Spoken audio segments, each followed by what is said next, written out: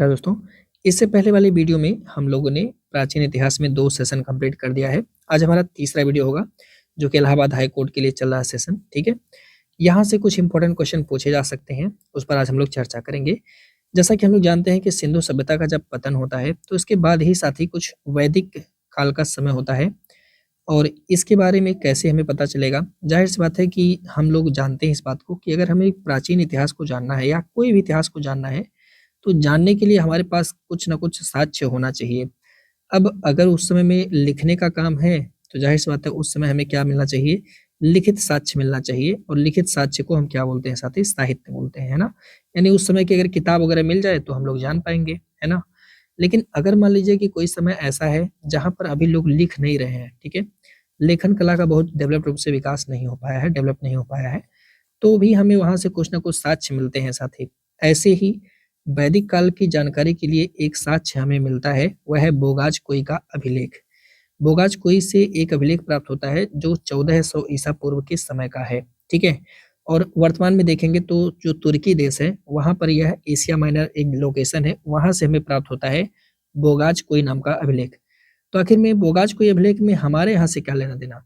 तो बोगाज कोई अभिलेख में क्या है साथी? इसमें इंद्र देवता का नाम है, मित्र देवता का नाम है, नासत्य देवता का नाम है और वरुण देवता का नाम है।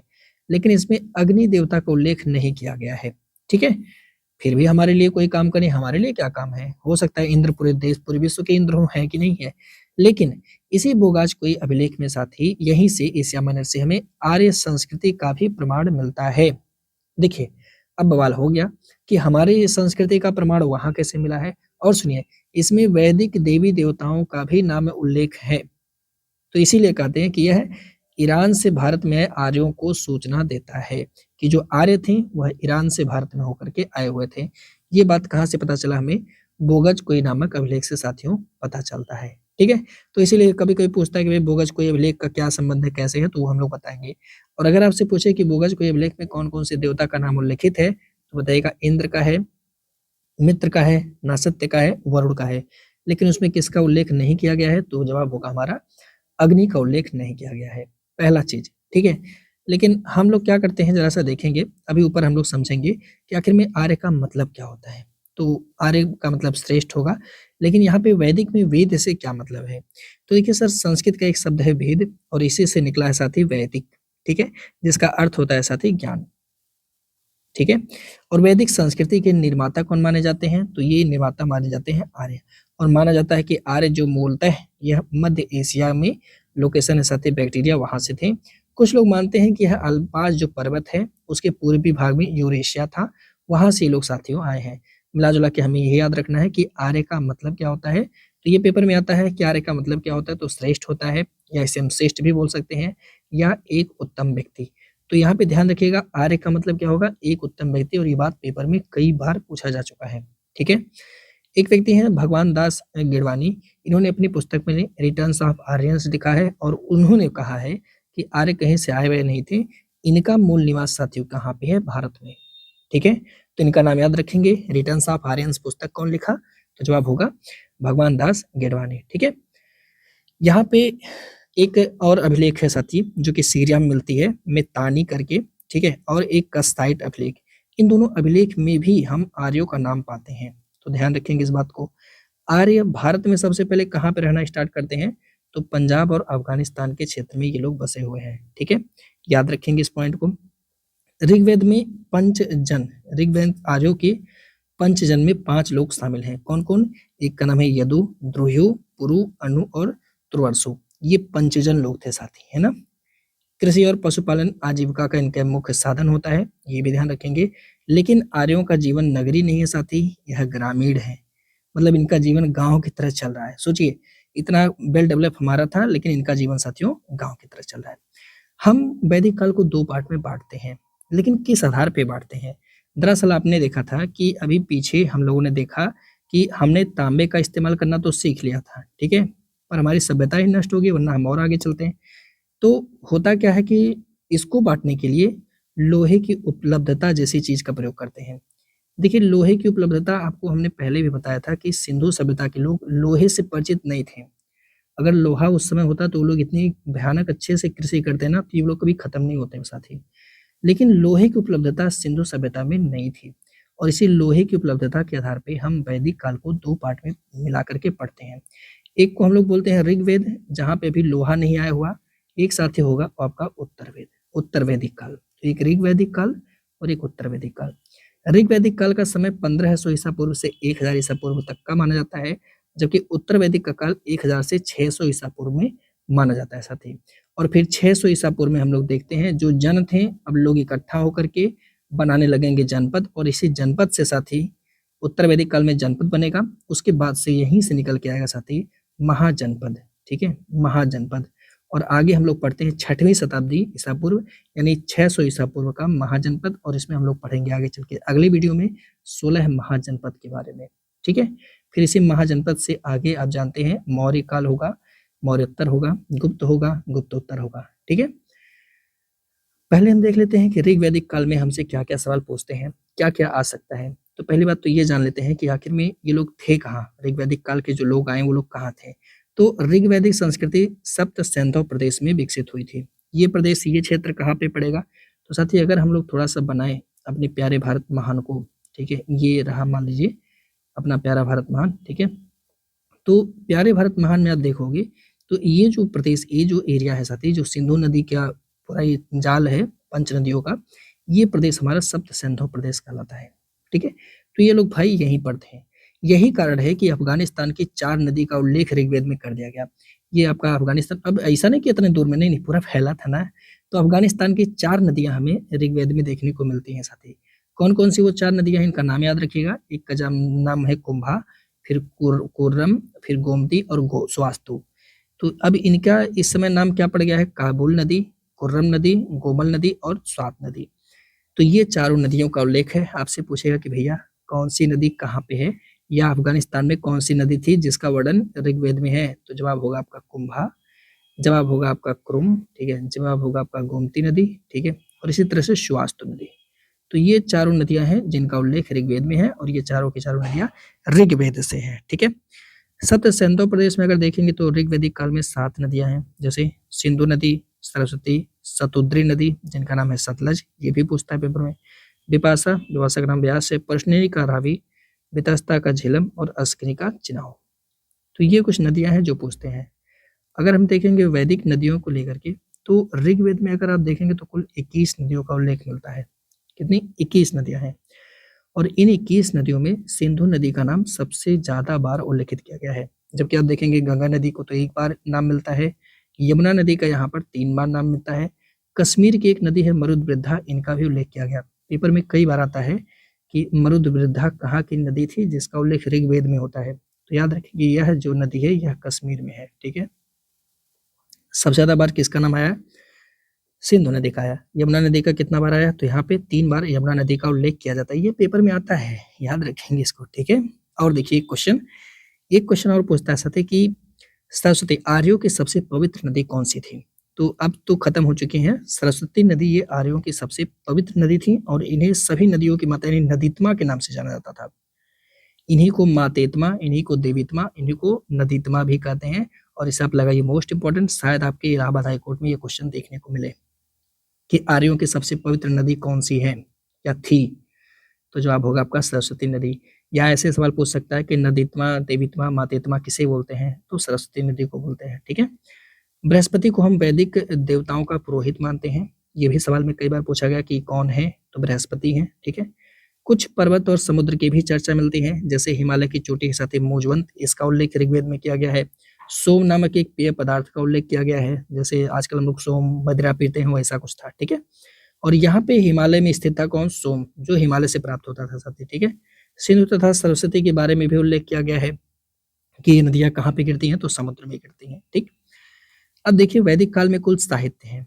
अब यहाँ के लोग ना, वैदिक काल के लोग अभी लिखते नहीं थे, ये श्रुति साहित्य का प्रयोग करते थे। मतलब एक गुरु ने सुनाया, दूसरे चेले ने सुना, और चेले ने उसको याद किया, आगे चल के सुना दिया, ऐसा, ठीक है। तो यही बात है, जानते हैं, यही बात है कि बहुत सारी चीजें ऐसी हैं जो बहुत अच्छी थी, लेकिन धीरे धीरे ट्रांसफर होती होती आज उसका इतना भयावह रूप ले लिया है कि पूरे देश में अराजकता फैला हुआ है और 100 से भी अधिक वर्ष, कई वर्ष बीत गए हैं, लेकिन हम उसे ठीक नहीं कर सकते।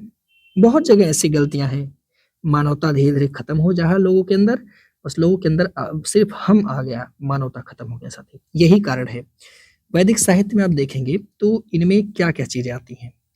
तो पहली बात तो इसमें चारों वेद आपके वैदिक साहित्य में आ जाते हैं। फिर जो ब्राह्मण ग्रंथ लिखे जाएँगे वो भी वैदिक साहित्य हैं। जो अरण्यक में लिखे जाएँगे या जो उपनिषद लिखे जाएँगे, ये सब वैदिक साहित्य के ही पार्ट हैं साथी। लेकिन ध्यान रखेंगे जो उपवेद हैं, वो वैदिक साहित्य के अंग नहीं माने जाते हैं। और सवाल आपसे यही पूछ लेगा कि मेरे भाई बताओ कि वैदिक साहित्य का अंग कौन-सा नहीं माना जाता है? यहीं पर हो जाता है बवाल, यहीं पर हो जाता है खेला साथी, है ना? एक और सवाल पूछेगा कि कौन-सा वेद त्रयी में शामिल है? तो वेद त्रयी में 3 वेद आते हैं। कौन-कौन सा? ऋग्वेद, सामवेद और यजुर्वेद। ध्यान रखेंगे अथर्ववेद यह वेद त्रयी का पार्ट नहीं है और ये भी सवाल पेपर में हमसे कई बार पूछा जा चुका है। ठीक है? वेद त्रयी का पार्ट नहीं है साथी। वेद त्रयी का पार्ट कौन-कौन सा है? ऋग्वेद, सामवेद, यजुर्वेद। ठीक है? वैदिक साहित्य कैसी थी? तो श्रुति नाम से विख्यात है, ये हमने आपसे चर्चा किया, यानी सुनकर।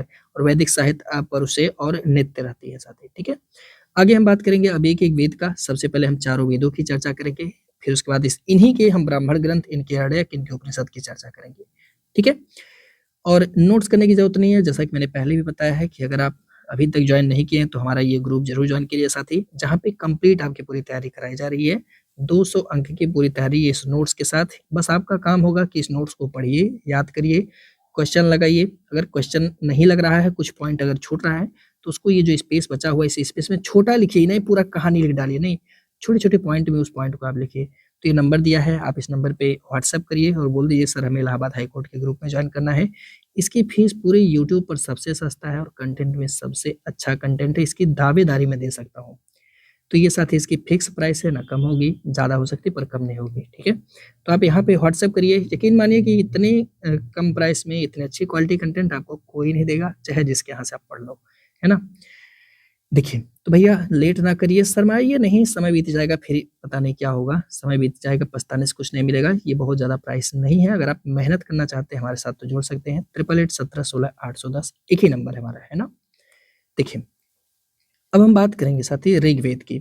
तो सबसे पहले तो यही जान लीजिए कि ये जो ऋग्वेद है ना, ये सप्त सैंधव प्रदेश में ही लिखा गया था, यानी वही सूखा-रूखा जगह, है ना? और इसकी रचना साथियों याद रखेंगे महर्षि कृष्ण द्वैपायन के द्वारा किया गया है। तो वेदों को किसने लिखा है? तो महर्षि कृष्ण द्वैपायन के द्वारा लिखा गया है। और ऋग्वेद साथी यह स्तोत्रों का संकलन है। स्त्रोत मतलब मंत्र, इसमें बहुत ज़्यादा मंत्र दिया हुआ साथी और यह मूलतः ब्राह्मी लिपि में लिखा गया है। मंत्र है, देवी-देवताओं के लिए मंत्र है। तो ऋग्वेद में सूक्ति जो इसके हैं यानी मंत्र जो हैं विविध देवताओं की स्तुति करने वाले गीत हैं साथी। ज़ाहिर-सी बात है अगर देवताओं की स्तुति हो रही है तो इसमें भक्ति भाव की क्या होगी? प्रधानता होगी, ठीक है? इसमें आप देखेंगे कुल 10 मंडल हैं, 1028 सूक्त पढ़ते हैं, 10,580 मंत्र भी हैं। और जो लोग ऋग्वेद को पढ़ते हैं ना, सब तो पढ़ नहीं पाएँगे, है ना? जैसे आज भारत में आप देख लीजिए, क्या सभी लोग इंडियन कॉन्स्टिट्यूशन पढ़े हैं? नहीं। गवर्नमेंट अगर कोई अमेंडमेंट लाती है, कोई संशोधन लाती है, क्या भारत की जनता उस संशोधन को पढ़ती है? नहीं पढ़ती है। क्यों? भारत की जनता को क्या लेना-देना है? चाहे सरकार कुछ भी करे, है कि नहीं है? भारत की जनता नहीं पढ़ती है, तो ऐसे ही ऋग्वेद में बहुत सारे लोग इसको बाँच भी नहीं पाते थे। तो बाँचते कौन थे? साथी जो बाँचते थे इनको होता के नाम से जानते हैं, ठीक है? होता कहते थे, जो ऋग्वेद को बाँचते थे, है ना? और ऋग्वेद के मंत्रों का उच्चारण करने वाले जो होते हैं वही होता कहलाते थे साथी। ऋग्वेद में एक नया शब्द आया साथी गोत्र और कितने लोग का तो ज़िंदगी गोत्र की वजह से डिसबैलेंस हो गया है।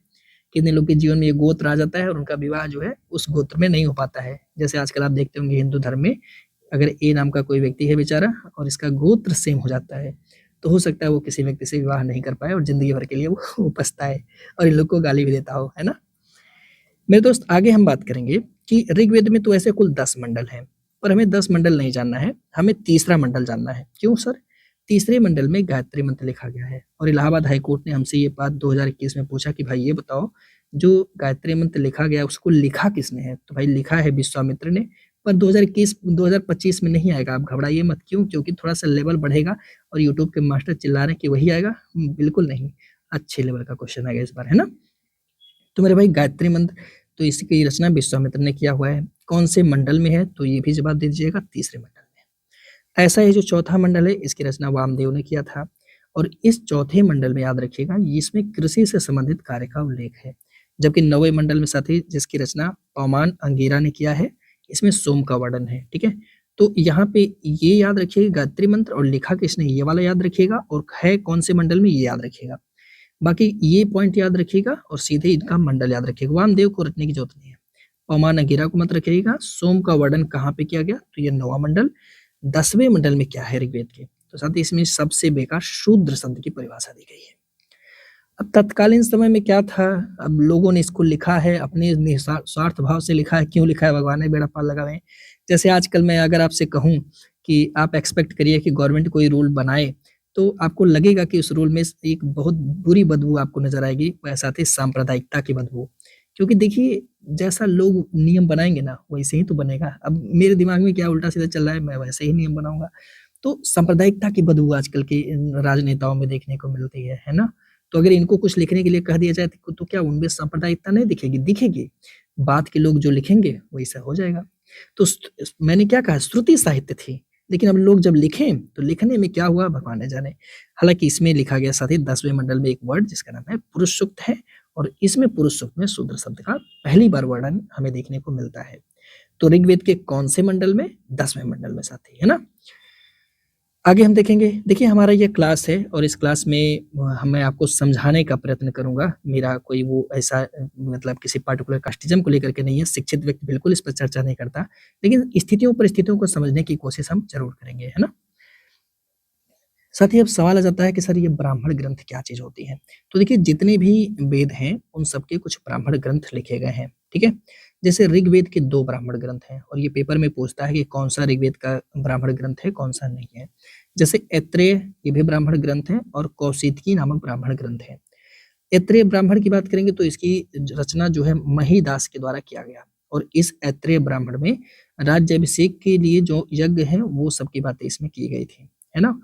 और इसमें साथ ही पृथ्वी को घेरने वाले समुद्र का भी वर्णन किया गया, ठीक है। फिलहाल में आपको ये पॉइंट अगर नहीं भी याद रहेगा तो काम चल जाएगा, लेकिन ऐत्रेय ब्राह्मण और कौशितकी ब्राह्मण का संबंध ऋग्वेद से है, ये बात आपको ध्यान रखना होगा, ठीक है।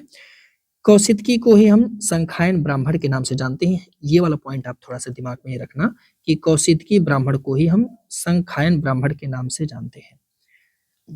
अगर मान लीजिए ऑप्शन में दे दे कि कौन सा ऋग्वेद का ब्राह्मण ग्रंथ है, ऑप्शन में आपके आ जाए एक पहला ऑप्शन में आ जाए साथी ऐत्रेय ब्राह्मण, ठीक है, ऐत्रेय ब्राह्मण, और दूसरा ऑप्शन आ जाए साथी कौशितकी, ठीक है, और तीसरा ऑप्शन लिख दे आपका संखायन। तो अब घबराना नहीं है तो 2 ही, लेकिन कौशितकी को ही संखायन कहते हैं। तो ये विकल्प तीनों सही है कि नहीं है। पेपर में ऐसे घुमा फिरा के पूछेगा या सीधे पूछेगा कि भैया ये हमको बताओ कि जो ये संखायन ब्राह्मण ग्रंथ है वो कौन से वेद से संबंधित है, और ऑप्शन में आपको 4 ऋग्वेद, सामवेद, यजुर्वेद, अथर्ववेद, चारों वेद का नाम देगा। तो किससे संबंधित है, तो आप बोलना कि सर ये ऋग्वेद से संबंधित है या कौशितकी से संबंधित है या ऐत्रेय, ठीक है। अब देखिएगा इसके संकलनकर्ता कौन है, साथ ही इसके संकलनकर्ता कुशीतक ऋषि हैं और इसमें यज्ञों का वर्णन किया गया है, ठीक है। आगे अर्डेक मतलब कि ये भी ऋग्वेद के ही पार्ट हैं, पर ये वन में रहने वाले सन्यासी, ठीक है, और छात्रों के लिए लिखी गई थी ये अर्डेक। तो हर वेद के अपने अलग अलग अर्डेक भी हैं, लेकिन अच्छी बात है कि ऋग्वेद के 2 अर्डेक हैं, एक का नाम ऐत्रेय है और दूसरे का कौशितकी। तो आपको सर ब्राह्मण ग्रंथ भी यही है, अर्डेक भी यही है, तो हाँ दोनों यही है, घबराना नहीं है, ठीक है। मेरे दोस्त अब हम बात करते हैं उपनिषद की। ये क्या होता है, तो देखिए उपनिषद वो पॉइंट होते हैं जिसका अर्थ होता है समीप बैठना। इसमें क्या होता है, छात्र गुरु के समीप पर बैठ करके ज्ञान सीखता है। उपनिषद किस पर आधारित होती है साथी, यह दर्शन पर आधारित है, और ये सवाल हमसे पेपर में कई बार पूछा गया है, ठीक है। कि बताइए कि दर्शन किसका विषय है, किसका मुख्य विषय है, ऋग्वेद, उपनिषद, आरडीएक, ऐसे दे देगा पेपर में। तो हम बताएंगे कि कहेगा कौन सा साहित्य है, वैदिक कालीन साहित्य है जिस जो दर्शन पर आधारित है, तो हम बोलते हैं साथी उपनिषद है, ठीक है। इन्हें हम वेदांत भी कहते हैं क्योंकि ये सबसे लास्ट में लिखे जा रहे हैं, इसीलिए इसमें मोक्ष की भी चर्चा की गई है साथी, ठीक है।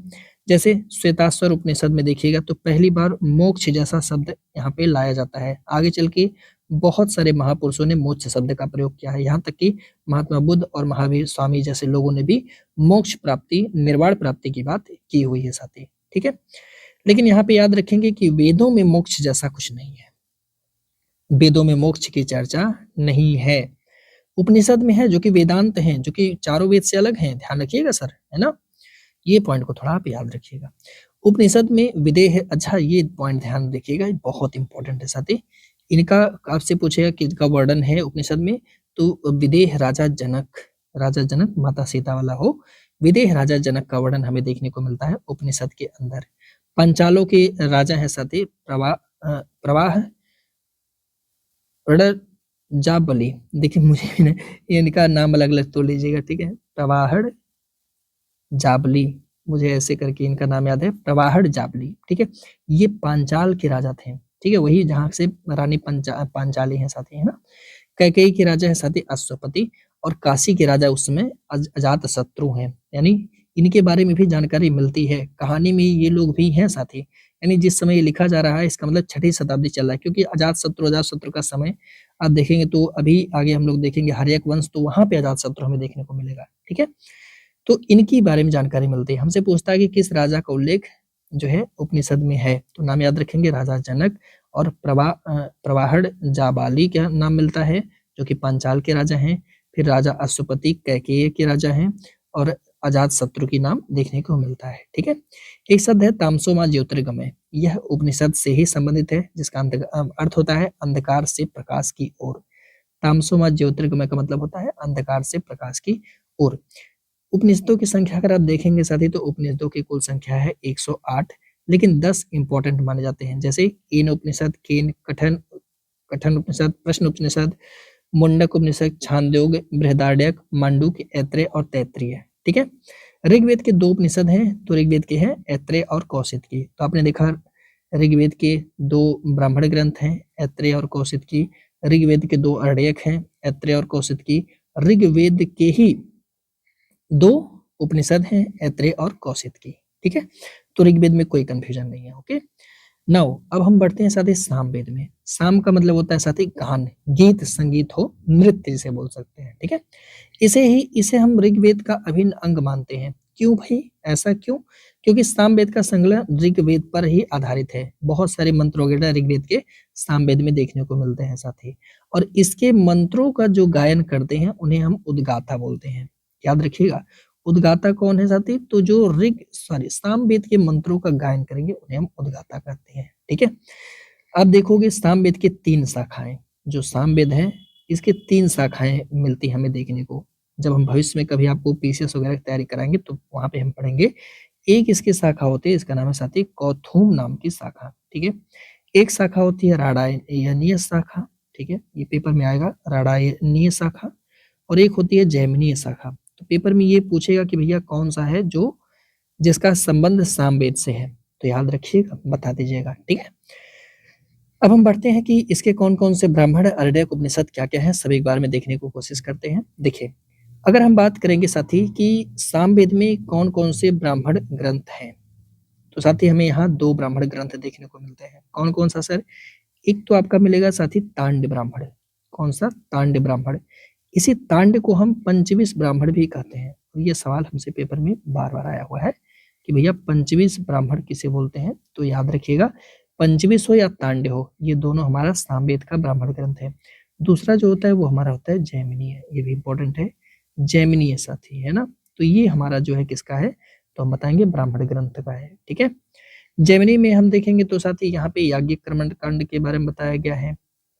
अब हम देखेंगे अर्डयक, जो कि सामवेद के, तो सामवेद में 2 अर्डयक हैं। अर्डयक में कौन कौन सा है? एक तो आपका छांदोग्य नाम का अर्डयक है, छांदोग्य, ठीक है? और एक आपका साथी जैमिनीय। तो याद रखेंगे छांदोग्य और जैमिनीय, ये दोनों अर्डयक हैं साथी, है ना? और उपनिषद की बात करेंगे तो उपनिषद भी इसके 2 ही हैं, कौन कौन? छांदोग्य और जैमिनीय। क्लियर हो गया होगा, ठीक है? अब हम थोड़ी चर्चा आपसे करते हैं छांदोग्य उपनिषद के बारे में। ये इंपॉर्टेंट है, क्यों? क्योंकि जितने भी अभी तक प्राचीन उपनिषद हैं उनमें सबसे प्राचीन उपनिषद साथी यही माना जाता है छांदोग्य उपनिषद, ठीक है? इसमें देवकी के पुत्र श्री कृष्ण जी का वर्णन है साथी, और इसमें 3 आश्रम की चर्चा की गई है। आगे चल के हम पढ़ेंगे 4 आश्रम, ठीक है? और उनमें से जो 3 आश्रम हैं उनकी चर्चा हमें छांदोग्य उपनिषद में देखने को मिलता है, ठीक है? और इम्पोर्टेंट ये इसलिए बन जाता है क्योंकि उद्दालक रोडी और उनके पुत्र श्वेत केतु के बीच में संवाद भी यहाँ देखने को मिलता है साथी, ठीक है। तो ये डायरेक्ट आपसे पूछेगा कि बताओ मेरे भैया, उद्दालक कौरवी और उनके पुत्र श्वेत केतु के बीच संवाद है वो कौन सी उपनिषद में है? तो जवाब होगा हमारा छांदोग्य उपनिषद। ठीक है। और सत्यकामा जाबाल की कथा जो अन्य ब्याही माँ होने के लांछन की चुनौती देती है, किसका उल्लेख किया गया है साथी? सत्यकामा और जाबाल, ये दोनों लोग की कथा है। ठीक है, माँ बेटे की कथा है। ये छांदोग्य उपनिषद में हमें देखने को मिलता है। उम्मीद करते हैं कि आपको सामवेद की चीजें समझ में आ रही होंगी। बिना रिवीजन का कुछ नहीं होगा, इसीलिए मैं कह रहा हूँ कि लिखिए मत, लिखने का समय नहीं है। खर्च कर दीजिए अपना एक बार पैसा जेब से, फिर आप यहाँ पे इसको ज्वाइन कर लीजिए। ठीक है मेरे भाई, बात करेंगे यजुर्वेद की। तो यजुर्वेद यह एक कर्मकांडीय वेद है, मतलब कर्मकांड। इसमें वही परलोक, दिहलोक, यहलोक, जजमानी वाला काम हो, तो ये सब इसमें दिया गया है। जरूरी भी है, वरना लोग तड़प-तड़प के मर जाते हैं, है ना? जिस समय ये सब चीज़ें हो रही हैं स्वास्थ्य में, उस समय अब तो क्या है, मैं क्या बताऊँ मैं एक बार ऐसे हमारे यहाँ एक लोग एक्सपायर हो गए थे। मैं गया था देखने, तो अ, कुछ ही देर तक उनके परिवार के लोग काफ़ी मायूस थे, उदास थे, लेकिन साथ ही मैं दिल से बता रहा हूँ, कुछ ही समय बीता हुआ होगा, जब मैंने लोगों के हाथ में वहाँ की एक बहुत ही काफ़ी भावुक व्यक्ति हैं, उनके हाथों में मैंने डिजिटल फ़ोन मतलब मोबाइल देखा, वो मोबाइल देख रहे थे साथी। तो मुझे ऐसा लगा कि टाइम पास हो जाएगा और बहुत जल्दी उस व्यक्ति को जाने का जो है मर्म, वो भूल जाएगा इंसान। तो इस समय क्या था, फ़ोन है। इस समय तो लोग पता ही नहीं चलता कब क्या बीत गया। लेकिन उस समय की कल्पना करिए जब कुछ भी नहीं हो और चारों तरफ अगर किसी के हाथ देहावसान हो जाता, कोई एक्सपायर हो जाता था ना, तो आस-पड़ोस के कई गाँवों तक मातम छा जा रही हो। ऐसी स्थिति में अगर ये सारी चीज़ें ना होती, तो लोग को सँभालना मुश्किल हो जाता। तो कभी-कभी कुछ चीज़ें ज़रूरत थी, जैसे यजुर्वेद में आप देखेंगे तो इसमें कर्मकांडीय वेद का नाम दे दिया गया और इसमें यज्ञों से संबंधित अनुष्ठान विधियाँ वगैरह ये सब साथ ही बताई गई हैं। ठीक है? अच्छा, अब देखेंगे, अब जो कर्मकांड वगैरह कंप्लीट करा रहे हैं साथी, वो कराएँगे कौन? याद रखेंगे, अधर्वी इन्हें बोला जाता है। जैसे ऋग्वेद में होता थे, ठीक है? और ऐसे ही अधर्वी नाम के व्यक्ति हैं जो कर्मकांड को संपन्न कराने वाले हैं साथी। ठीक है? अगर हम बात करेंगे अगर हम बात करेंगे साथी यजुर्वेद की, तो यह दोनों भाषा में लिखा गया, गद्य में भी लिखा गया, दो पद्य में लिखा गया और इसके दो भाग हैं। यजुर्वेद के दो भाग थे, कौन-कौन? एक तो आपका शुक्ल यजुर्वेद है, ठीक है? और दूसरा आपका कृष्ण यजुर्वेद है। अब थोड़ा-सा ध्यान रखना होगा साथी, जो शुक्ल यजुर्वेद है, इसी को हम वाजस्नेयी संहिता बोलते हैं और ये सवाल पेपर में कई बार आ चुका है कि भाई ये बताओ, वेदों में किसे हम वाजस्नेयी संहिता बोलते हैं? और ऑप्शन में कूल देगा उड़ा-पड़ा के। लेकिन आपका जवाब क्या होगा? आपका जवाब होगा शुक्ल यजुर्वेद। ठीक है? ध्यान रखिएगा। ठीक है? इसके अगर देखेंगे तो 3 अर्डक हैं, एक तो बृहदारण्यक और तैत्तिरीय और शतपथ। ठीक है? ब्राह्मण ग्रंथ की बात करेंगे तो बहुत ज़्यादा इम्पोर्टेंट है साथी, यहाँ पे शुक्ल यजुर्वेद का जो ब्राह्मण ग्रंथ है वह शतपथ ब्राह्मण है और पेपर में हमसे ये पूछता है कि भाई ये बताओ, जो ये ब्राह्मण है शतपथ ब्राह्मण, वो किस वेद से संबंधित है? अगर ऑप्शन में यजुर्वेद दे दिया तब तो मामला ठीक है, लेकिन अगर ऑप्शन में यजुर्वेद नहीं है और ऑप्शन में शुक्ल यजुर्वेद है, भाई शुक्ल यजुर्वेद, कई बार कोई क्या करेगा, यजुर्वेद दे देगा और उसके साथ-साथ वहीं पर भी देगा शुक्ल यजुर्वेद, तब हमारा टिक शुक्ल यजुर्वेद पर होगा। भले ही यजुर्वेद का पार्ट है ये, क्योंकि भाई ओरिजिनल में तो यहीं पे लिखा गया है ना? याद रखेंगे। और शतपथ ब्राह्मण के लेखक कौन है साथी? याज्ञवल्क्य हैं, इसको भी थोड़ा-सा ध्यान रखेंगे। क्यों इम्पोर्टेंट है? सबसे प्राचीन और सबसे छोटा ब्राह्मण है साथी। तैत्तिरीय ब्राह्मण कृष्ण यजुर्वेद का ब्राह्मण ग्रंथ है, ध्यान रखिएगा। ठीक है? हम बात करेंगे उपनिषद की, कि आखिर में यजुर्वेद के कौन-कौन से उपनिषद हैं? तो इसके कई उपनिषद हैं, जैसे इसमें बृहदारण्यक नाम का उपनिषद है, कठोपनिषद है, ईशोपनिषद है, श्वेताश्वर उपनिषद है, मैत्रायण उपनिषद है और महानारायण उपनिषद है। ठीक है? इनमें हम एक-एक की बात करते हैं जहाँ से सवाल आते हैं। सबसे पहला तो बृहदारण्यक उपनिषद, इसमें याज्ञवल्क्य और गार्गी के बीच में संवाद का वर्णन किया गया है। तो आपसे पूछेगा कि किस उपनिषद में याज्ञवल्क्य और गार्गी के बीच में संवाद का वर्णन किया गया है? ऐसे ही कठोप उपनिषद, ये पेपर में पता नहीं क्यों बार-बार आता है साथी, है ना? इसमें नचिकेता और यम के बीच, नचिकेता एक बच्चा है जो यमराज के पास गया है, क्योंकि ऋषि ने नचिकेता को बोल दिया है कि मैंने तुम्हें यमराज को दान कर दिया। तो ये जाता है, बोलता है भाई यमराज, आज से मैं तुम्हारे पास। यमराज बोलते हैं भाई ऐसा नहीं हो सकता, तुम बिना मरे नहीं आ सकते और ये बेचारा भी मरेगा नहीं, है ना? तो इनके बीच में संवाद ये सब देखने को मिलता है और इसमें ही आत्मा को पुरुष कहा गया है। आत्मा को पुरुष कहा गया है। ठीक है? तैत्तिरीय उपनिषद में इसमें अधिक अन्न उपजाओं पर बल दिया गया है, यानी लोगों को लगता है कि अन्न को उपाजना जरूरी है। श्वेताश्वर उपनिषद में सफेद घोड़े द्वारा ढोया गया, इसका अर्थ है श्वेताश्वर उपनिषद का सफेद घोड़े द्वारा ढोया गया। ज्यादातर पेपर में क्या आता है, ज्यादातर पेपर में यही आता है कठोप उपनिषद में कि नचिकेता और यम के बीच में संवाद, और बहुत ज्यादा हो गया तो याज्ञवल्क्य और गर्भी के बीच में संवाद बृहदारण्यक उपनिषद में देखने को मिलेगा साथी, है ना। अब हम बढ़ते हैं जो अंतिम चौथा वेद है साथी, इसका नाम है अथर्ववेद। ठीक है, अथर्ववेद बस बहुत खतरनाक है। ठीक है, तो अब मुझे बताइए सतपथ ब्राह्मण किससे संबंधित है, किससे संबंधित है सतपथ ब्राह्मण? तो बिल्कुल किससे, यजुर्वेद से, है ना। मेरे दोस्त अथर्ववेद का मतलब इसे हम ब्रह्मवेद या श्रेष्ठ वेद भी कहते हैं। इसके मंत्रों को जो पढ़ता है उसे ब्रह्मा कहा जाता है। सभी वेदों में सबसे लोकप्रिय था। क्यों लोकप्रिय है पता है? आज के समय में आप देखिए सबसे ज्यादा भीड़ किसके पास लगा रहता है, जो जादू टोना झाड़ता है। ठीक है, चाहे वो कोई मौलवी बाबा हो, चाहे वो पंडित जी बाबा हो, कोई भी हो साथी, उनके पास आप देखिए खूब भीड़ भड़क्का लगा रहता है। सबसे लोकप्रिय वही लोग रहते हैं। जैसे आजकल देखिए एक शास्त्री जी हैं, वो काफी लोकप्रिय हैं। क्यों? क्योंकि जहां पर वशीकरण, जादू टोना, मरण, भूत पिशाच जैसा कुछ होगा, वहां पर साथ ही ये सब कुछ होता है। ठीक है, लेकिन यहाँ पे ध्यान रखिएगा कि हमारे अथर्ववेद में इनके साथ साथ औषधियों का भी वर्णन किया गया है। ठीक है, और इसमें सभा और समिति को प्रजापति की दो पुत्री कहा गया है, जो कि अभी देखेंगे हम लोग उत्तर वैदिक काल में यहाँ पे मीटिंग को, या वैदिक काल में ही मीटिंग्स जो होती थी उनको सभा और समिति बोला जाता था, जैसे वर्तमान में लोकसभा और राज्यसभा है। ठीक है, अथर्ववेद का एकमात्र ब्राह्मण ग्रंथ है साथी गोपथ ब्राह्मण, और ये पेपर में बार बार आता है कि भैया गोपथ ब्राह्मण किस वेद से संबंधित है, तो जवाब होता है अथर्ववेद से। ठीक है, ध्यान रखने वाली बात है कि अथर्ववेद का कोई अर्डयक नहीं है, लेकिन इसके उपनिषद है। कौन कौन सा? मुंडोक उपनिषद, मांडुक्य उपनिषद, प्रश्नोपनिषद। ठीक है, मांडुक उपनिषद ये सभी उपनिषदों में सबसे छोटा उपनिषद है, इसे ध्यान रखिएगा मेरे भाई। मुंडुक उपनिषद से सवाल आते हैं। क्या सवाल आते हैं? सवाल ये पूछा जाता है कि भाई ये बताओ, जो हमारे यहाँ सत्यमेव जयते शब्द है वो कहाँ से लिया गया है? तो हम बताते हैं भाई ये मुंडुक उपनिषद से लिया गया है। इसमें जो यज्ञ होती है ना, जो यज्ञ वगैरह कराया जाता है, इसको टूटी फूटी नौका बताया गया है। कहा गया कि भाई सुनो, अगर तुम यज्ञ वग करवाते हो ना, तो ऐसा नहीं कि तुम्हारी नैया पार हो जाएगी, नहीं, ये ऐसी टूटी फूटी नौका है कि बीच में लाके तुम्हें रोक भी सकती है ना। बहुत सारा यज्ञ भी अगर तुम करा लोगे तो लाभ नहीं मिलेगा जब तक आप खुद से शुद्ध नहीं हो जाते। ठीक है मेरे दोस्त, अगर हम बात करेंगे वेद को, तो एक शॉर्ट में समझिएगा कि ऋग्वेद को हम स्तोत्र और प्रार्थना के रूप में जानते हैं, सामवेद को संगीत में स्तोत्र, यजुर्वेद को स्तोत्र और कर्मकांड, और अथर्ववेद को औषधि, तंत्र मंत्र और वशीकरण से संबंधित है साथी, है ना। तो एक बार इसका रिवीजन बहुत जरूरी है। अगर आप रिवीजन नहीं करेंगे तो मामला गंभीर हो जाएगा। वेदों के बाद लिखा गया जो साहित्य है उसे हम वैदिकोत्तर साहित्य बोलते हैं। और वैदिकोत्तर साहित्य को क्यों लिखा गया? ताकि हम वेदों को अच्छे से पढ़ पाए। इनमें साथी है पहले वेदांग। वेदों को सही ढंग से पढ़ने के लिए इसकी रचना हुई थी, और वेदांगों की संख्या साथी 6 है। पहला शिक्षा, दूसरा कल्प, तीसरा व्याकरण, चौथा निरुक्त, फिर छंद, फिर उसके बाद सती ज्योतिष। ठीक है, तो ये पॉइंट अगर चाहे तो आप याद कर भी सकते हैं, नहीं तो चाहे तो याद स्किप कर सकते हैं, क्योंकि सवाल यही पूछा जाएगा कि वेदांग की संख्या कितनी है, तो जवाब होगा आपका 6।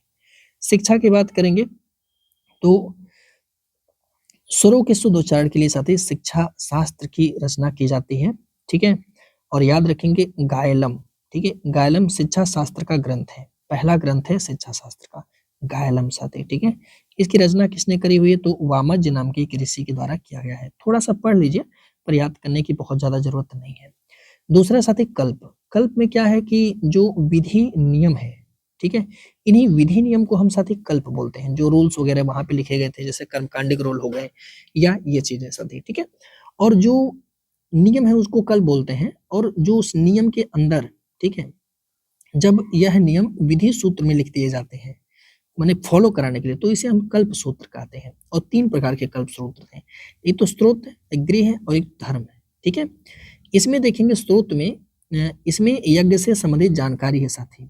ठीक है, और इसी का पार्ट एक आप बार बार पढ़ते हैं सुलभ सूत्र साथी, जिसमें यज्ञ वेदिकाओं के नापने का उल्लेख किया गया। मतलब कि रेखा गणित का स्टार्टिंग यहीं से हो जाता है साथी, कि यज्ञ वेदिका नापा जाएगा, कितना लंबाई, कितना चौड़ाई, कितना ऊंचाई, ऐसा। ठीक है, मेजरमेंट। गृह सूत्र की बात करेंगे तो इसकी रचना है आश्वलायन ने किया गया है। इसमें गृह, कर्मकांड और यज्ञ के बारे में हमें जानकारी मिलता है। ठीक है, फिर धर्म सूत्र में सामाजिक, धार्मिक, राजनीतिक कर्तव्यों का उल्लेख है, और इसके प्रणेता आप स्तंभ माने जाते हैं। तो इसे ध्यान रखना पड़ेगा, थोड़ा थोड़ा ध्यान रखना पड़ेगा। ठीक है, अगली बात हम करेंगे साथ ही व्याकरण। व्याकरण ईसा पूर्व चतुर्थ शताब्दी में व्याकरण का प्राचीनतम ग्रंथ हमें अष्टाध्यायी देखने को मिलता है और इसकी रचना साथ ही ये सबसे पहला ग्रंथ है व्याकरण पर। इसकी रचना किसने करी हुई है? पाणिनि ने करी हुई है।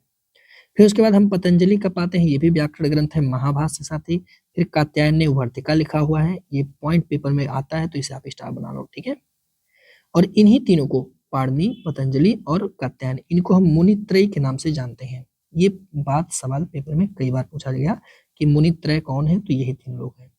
निरुक्त की बात करेंगे तो निरुक्त के प्रथम आचार्य कश्यप ऋषि माने जाते हैं, ठीक है।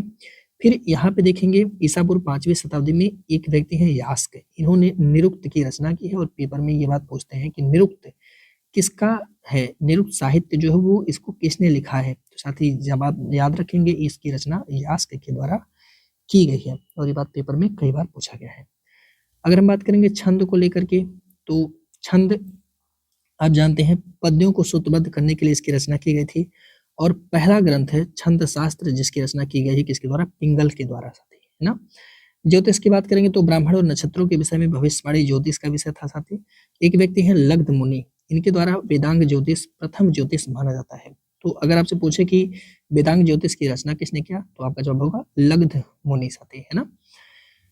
आगे हम बात करेंगे पुराण को लेकर के, तो पुराणों को लिखा किसने साथी? तो याद रखेंगे पुराणों के संकलनकर्ता महर्षि लोमहर्ष को माना जाता है और इन्हीं के पुत्र हैं साथी उग्रश्रवा।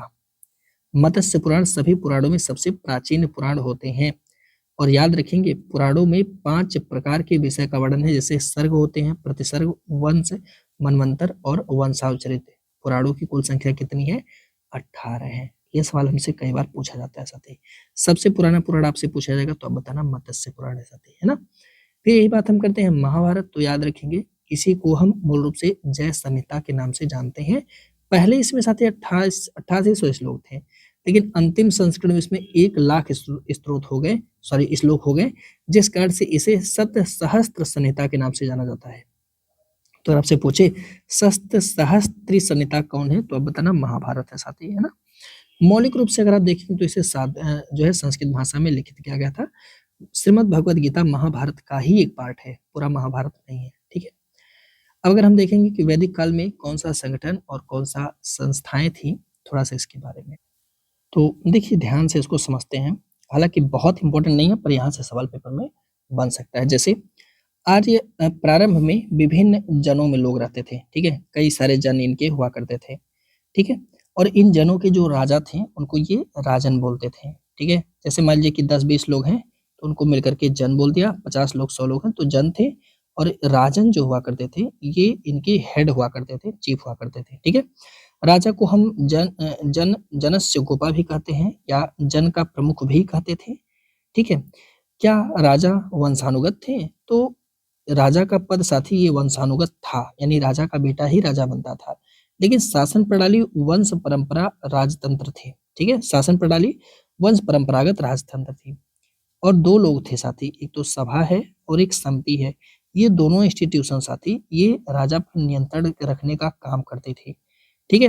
अतः यह मंत्री परिषद की तरह काम कर रही है। कौन? सभा और समिति। देखिएगा जैसे हमारे यहाँ हो गए, आप देखिएगा प्रेसिडेंट, लेकिन प्रेसिडेंट चलते किसके हिसाब से? तो लोकसभा और राज्यसभा के हिसाब से। ऐसे ही राजन थे, भले ही वंशानुगत हुआ करते थे, पर उनके लिए सभा था और समिति थे साथी, ठीक है। अब सुनिएगा, यहाँ पर चुनाव होता था तो समिति का योगदान राजा के चुनाव में ज्यादा था, ठीक है। अब राजा के जो प्रमुख होते हैं उनको ईशान कहा जाता है ऋग्वैदिक काल में, याद रखिएगा।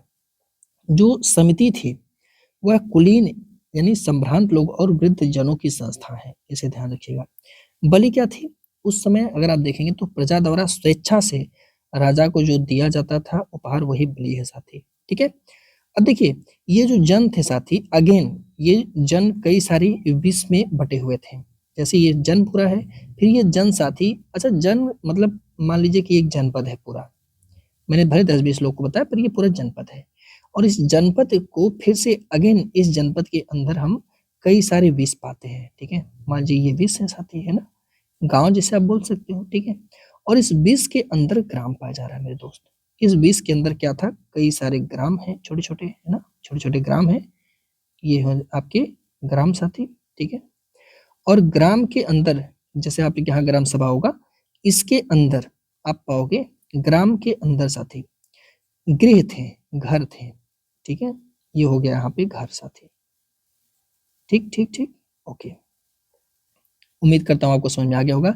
ये साथी यहाँ पे गृह है, घर है, और फिर उसके बाद इससे घर से पहले गांव था, ग्राम जिसे आप लोग बोलते हो, ग्राम सभा है ना, इसमें बोलते हैं हम लोग, है कि नहीं है। फिर ये पूरा साथी मान के चलिए आपका जिला है, जिसे आप बोल सकते हो, ये रेड वाला आपका मान लीजिए साथी जिला है, ठीक है। ये रेड वाला आपका जिला है, जिसे आप क्या बोलते हो, विश्व बोलते हो, ठीक है। और ये पूरा एरिया आपका क्या है, तो आप बोलोगे सर जन है। और यही जन आगे चल के साथी जनपद और महाजनपद बनेंगे। यही जन है, आगे चल के उत्तर वैदिक काल में जनपद, और यहीं से निकल के आएगा आपका महाजनपद। कई जन इकट्ठा होकर के जनपद बनाएंगे, और कई जनपद मिल करके एक पूरा महाजनपद बनाएंगे साथी, है ना। 20 के जो प्रमुख थे, जो हेड हुआ करते थे, जैसे आपके गांव के हेड कौन है, तो आप कहोगे एक ग्राम प्रधान। तो ऐसे 20 यानी एक पूरे जिले का जो प्रधान है, उसे हम 20पति के नाम से जानते हैं। और जबकि जो गांव का था, उसे ग्रामपति, और कुल का जो प्रमुख था साथी, या गृह कह सकते हैं, उसे कुलप बोलते थे। कई सारे कुल छोटे छोटे थे, गृह का प्रमुख साथी गृहपति था, ठीक है।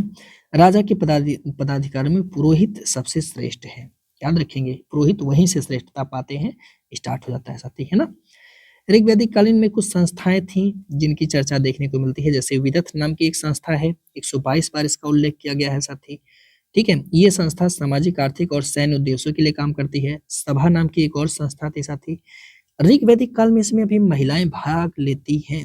देखिए कितना अच्छा है कि महिलाएं भी मीटिंग अटेंड करती हैं, और इन्हें सभावती के नाम से जाना जाता है, ठीक है।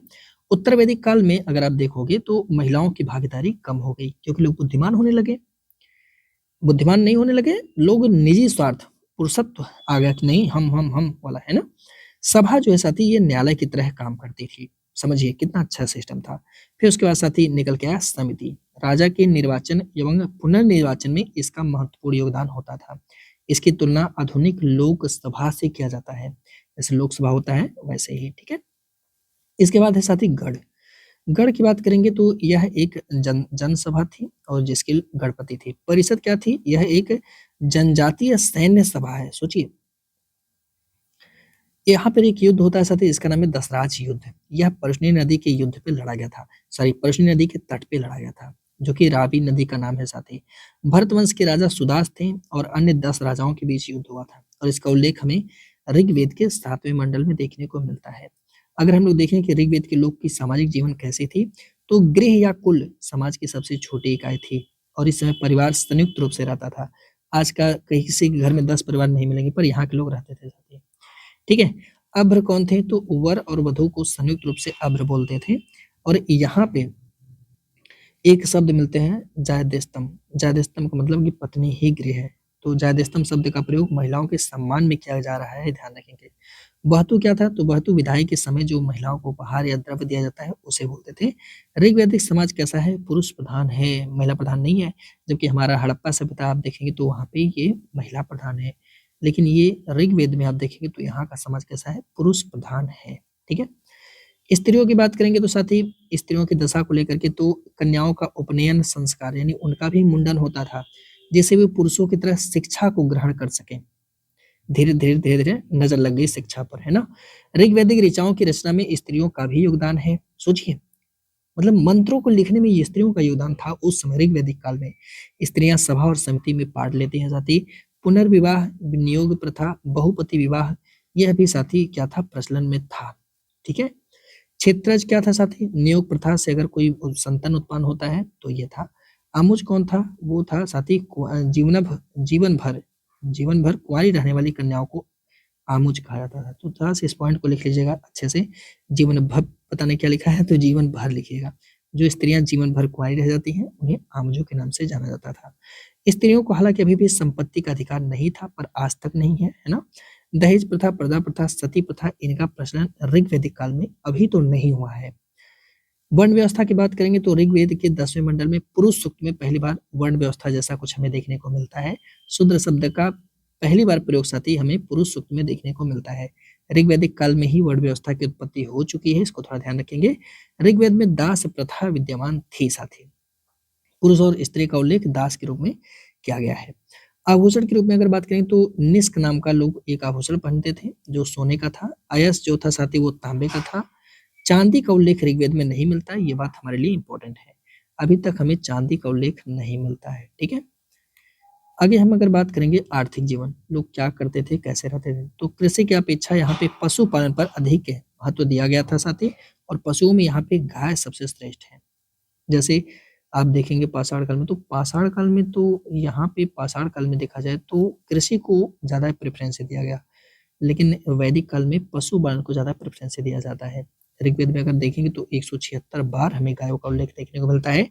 गाय को ऋग्वेद में अधन्या कहा गया, पता नहीं पेपर वाले क्यों, लेकिन बार बार इस सवाल को पूछते हैं कि भाई अधन्या किसे कहा गया, तो ना मारे जाने वाले पशु को अधन्या कहा गया है।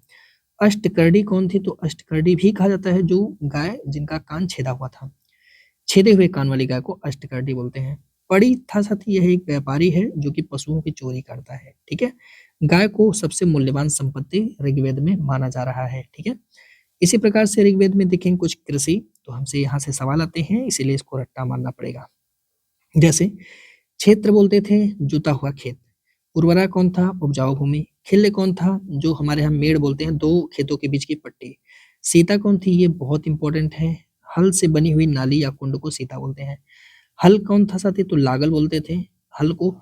ब्रिक ब्रिक कौन था साथी, बैल को गाते थे। किवास जो हल को चलाते थे, जैसे इस समय हलवाए उसको बोल सकते हैं, है ना।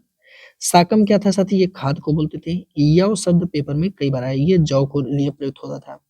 ब्रीही किसको बोलते हैं, चावल को बोलते हैं। मुदंग किसको बोलते थे, मूंग की दाल को। इच्छू किसको बोलते थे, गन्ने को बोलते थे। ये सब पेपर में आता है और 10वें मंडल में खेती की प्रक्रिया का वर्णन भी किया गया है, ध्यान रखिएगा, ठीक है। उद्योग और धंधों की बात करेंगे साथी, तो यहाँ पे एक व्यक्ति है तक्षण जिन्हें बढ़ई बोलते हैं। कर्मकार धातु कर्म थे। बासोवाय ये कपड़ा बुनने वाले थे। सिरी और पेशकारी ये कपड़े की कढ़ाई और बुनाई करते थे। समुद्र का कोई उल्लेख नहीं मिलता है, और यहाँ आप देखिएगा तो हड़प्पा सभ्यता वाले पूरा नाय बना है, ठीक है। लेकिन वैदेशिक व्यापार का पता नहीं चलता, तो ये लोग इसीलिए तो ग्रामीण सभ्यता है साथी, है ना। शहरी सभ्यता ये लोग नहीं थे। धार्मिक जीवन की बात करेंगे तो ऋग्वेद में आप देखेंगे तो यहाँ पे चर्चा मिलती है एक देवता की, इंद्र की। तो ऋग्वेद में सबसे महत्वपूर्ण और प्रतापी देवता माने जाते हैं, इसलिए ऋग्वेद में 250 सूक्त, ठीक है, सबसे ज्यादा इंद्र को समर्पित है, यानी 250 मंत्र इंद्र को दिया गया है। इन्हीं को हम पुरंदर कहते हैं, यानी किला तोड़ने वाला कहा जाता है, और युद्ध का देवता भी इन्हें कहा जाता है। यह पूर्व वैदिक कार्यों के सर्वाधिक लोकप्रिय देवता है साथी। इन्हीं को और नाम से भी जाना जाता है, जैसे वृत्तासुरहंता या पुरुभिद, सुमापा, सत्यकृति, मधवान भी इन्हें कहा जाता है। तो पेपर में आता है किसे कहते हैं, वृत्तासुरहंता, तो इंद्र को। अग्नि की बात करेंगे तो इंद्र के बाद अग्नि का स्थान आता है। इनके लिए 200 सूक्त यानी 200 मंत्र है साथी, ध्यान रखेंगे। देवताओं और मानव के बीच में मध्यस्थता का काम कौन करता है, अग्नि करते हैं। अग्नि को लेकर के एक प्रश्न और बनता है, किसी ने डाउट शायद पूछा था कि लोग बता रहे थे कि अग्नि का प्रयोग सबसे पहले कब होता है। देखिए दो चीजें, एक तो होता है साथी खोज अन्वेषण, और एक होता है शब्द प्रयोग। तो देखिए खोज तो आप देखेंगे तो पूरा पाषाण काल में अग्नि का खोज हो जाता है, ठीक है, पूरा पाषाण काल। लेकिन प्रयोग सबसे ज्यादा होता है वो नवपाषाण काल में होता है। तो देखिए पेपर में जिस हिसाब से पूछेगा उस हिसाब से आप जवाब दे दीजिएगा, ठीक है। बाकी आप देख रहे हैं किस तरह से अग्नि जो है यहाँ पे अपना काम कर रहे हैं। बात करेंगे वरुण, तो वरुण का स्थान तीसरे नंबर पे था। इन्हें जल या समुद्र का देवता भी कहा जाता था। इन्हें ऋत अर्थात प्राकृतिक संतुलन का रक्षक भी कहा जाता है। ऋतस्य गोपा वरुण का ही नाम था। तो ऋतस्य गोपा पूछता है किसका नाम है, वरुण का नाम है। जिंद अवस्था में इन्हें ही अहुर मज्जा भी कहा गया है। ये भी सवाल पेपर में कई बार आ चुका है। सोम ये वनस्पति के देवता है, इनके बारे में 9वें मंडल में साथी दिया गया है, ठीक है। ऋग्वेद काल में बहुदेववाद प्रचलन में था, यानी कई देवी देवता थे साथी। बलि एवं कर्मकांड में यहाँ के लोग विश्वास वगैरह करते थे। उत्तर वैदिक काल बहुत ज्यादा समझना नहीं है, याद रखेंगे उत्तर वैदिक काल को लेकर के साथी, है ना, कि उत्तर वैदिक काल में ऐसा क्या हुआ है। तो यहाँ पर बहुत ज्यादा देखने की जरूरत नहीं है, याद रखिएगा। सतपथ ब्राह्मण में विदेह माधव की कथा में उत्तर वैदिक आर्यों के प्रसार के बारे में ऋषि गौतम के राहुगढ़ का संबंध विदेश मतलब सुनिए सिंपल सी मेरी भाषा में, सतपथ ब्राह्मण में हमें विदेह और माधव की कथा के बारे में जानकारी मिलती है साथी। और इसी में थोड़ा सा उत्तर वैदिक काल जैसा कुछ हमें झलक देखने को मिलता है। एक व्यक्ति हैं ऋषि गौतम राहुगढ़, इन्हीं का संबंध साथी विदेह माधव से बताया जाता है।